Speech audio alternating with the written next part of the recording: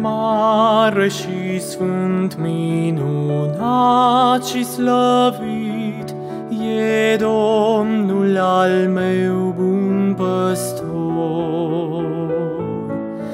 El m-a ocrotit printre stânci de granit, m-a pus lângă-al vieții izvor.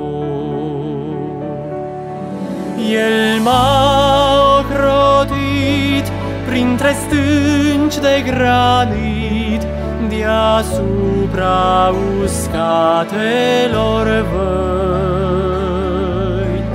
Cu mâna lui tare mereu m-a umbrit, pe urmele pașilor săi,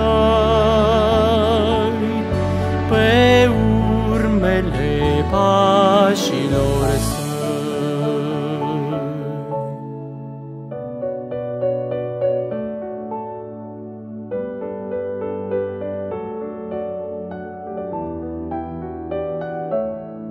Ce bun Salvator, minunat și slăvit, povara mea El a purtat.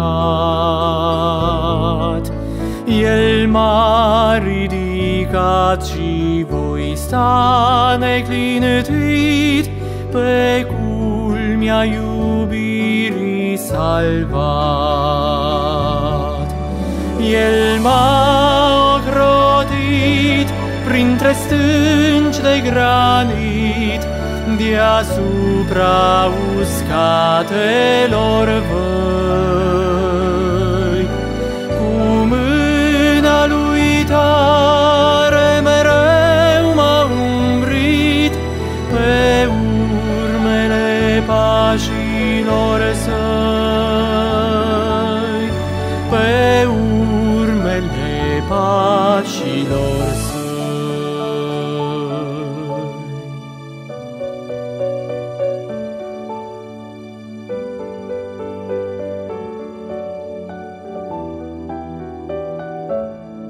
Cu ce îndurare încunună pe sfinți, le dă plinătate de har.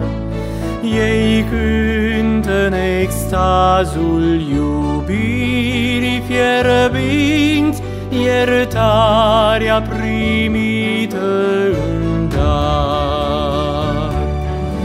El m-a ocrotit printre stânci de granit, deasupra uscatelor văi. Cu mâna lui tare mereu m-a umbrit, pe urmele pașilor săi, pe urmele pașilor săi. Și-n slavă îmbrăcat când mă voi ridica, să ies înainte pe noi. Salvarea măreață și atunci voi cânta în glorie de mii de ori. El m-a ocrotit printre stânci de granit, deasupra uscatelor văi.